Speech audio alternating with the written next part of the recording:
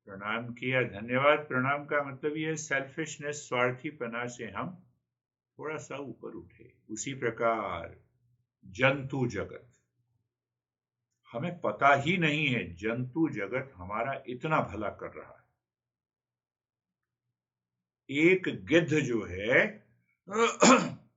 और भेड़िया जो है वो सड़े गले मांस को खाता है, उनका भोजन ही वही। हम कहते हैं और हमारे मन में घृणा उत्पन्न होती है, तो ये घृणा स्वार्थी भाव की निशानी है। मैं यहां भी कई बार लोगों को कहता हूं कि अगर ये गिद्ध भेड़िए जो सड़े गले मांस को खाकर पूरी पृथ्वी को साफ कर देते हैं, अगर ये ना करें तो कोविड वायरस की जगह 50 वायरस इतने गहरे रूप से पूरी पृथ्वी पर आ जाएंगे कि पूरी पृथ्वी पे से मनुष्य जीवन समाप्त हो।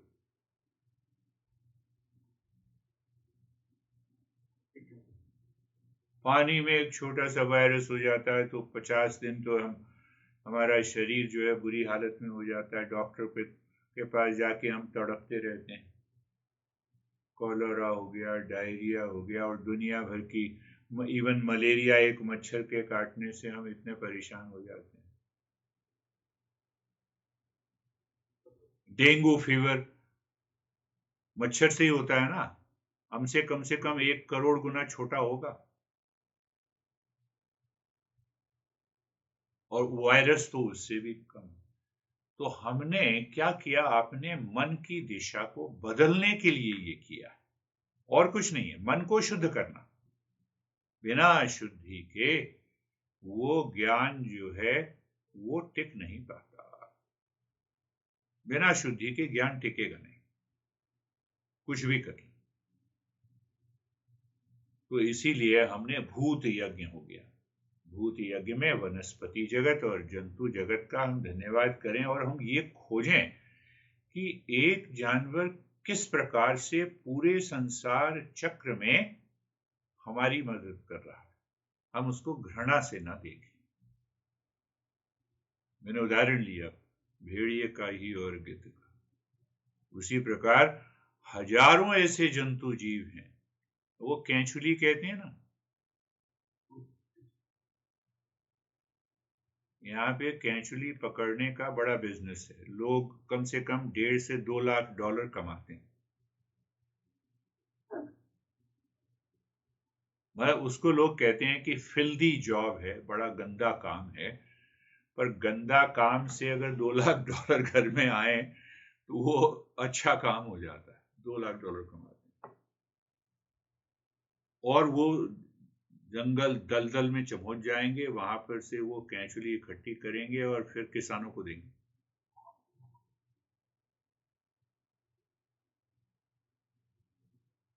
उस केंचुली से वनस्पति जगत को फायदा हो रहा है, तुम अंदाजा लगाओ। भाई मांस खाना, वो भी तो फायदा हो रहा है, वो तो भोजन हम ले ही रहे हैं। मैं दूसरी बात कर रहा हूं, यहाँ पे डिस्कवरी चैनल में मैं देख रहा था, तो 4 लोग थे और सुबह से शाम तक दलदल में जाकर हाथ से केंचुली निकालकर डब्बे में रख रहे थे। डब्बे में रखने के बाद वो कह रहे थे कि इस पूरे डब्बे का हमें $300 मिलेंगे। काफी हो गया, आज इतना ही करते हैं, थक गए।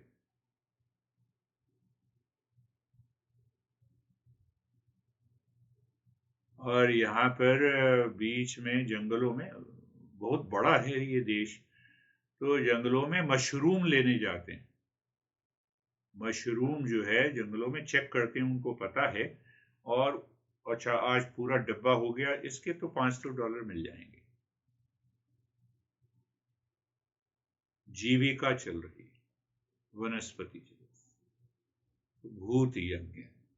कंप्यूटर, कंप्यूटर अगर ना हो तो कैसे जीविका चलेगी तुम्हारी और मेरी, सोचो। तो इसका मतलब काम सारा भूत यज्ञ, भूत का, पंच महाभूत का। तो हम क्या करते हैं, हम इनसे जुड़ गए।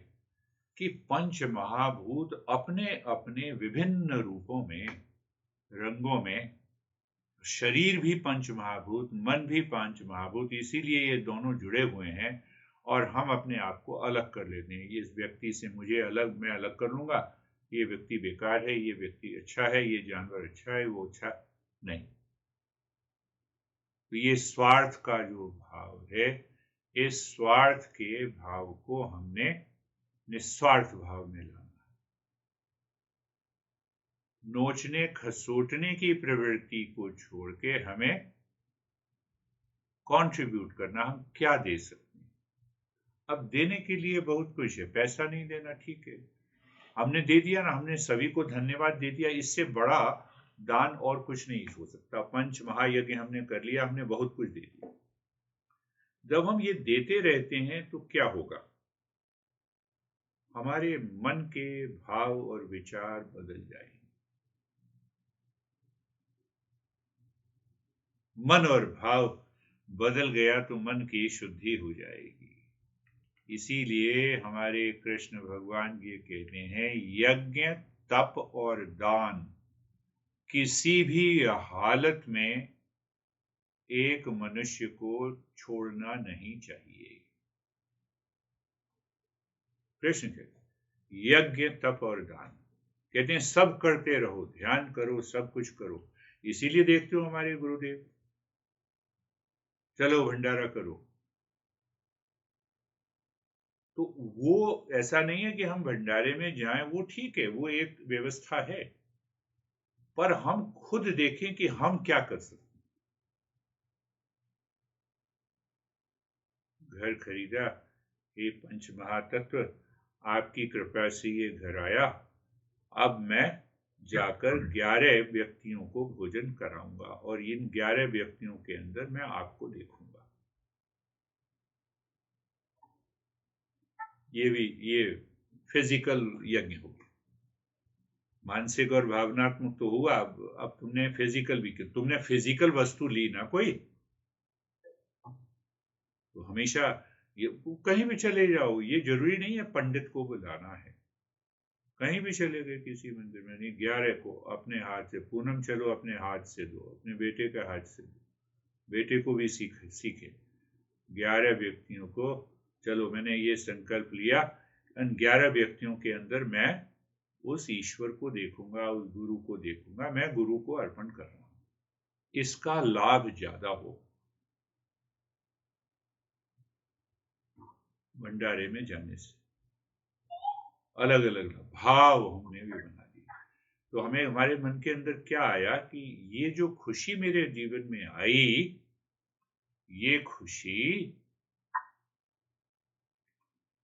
खुशी जो जीवन में आई है, इस खुशी के पीछे इन देवों का हाथ है।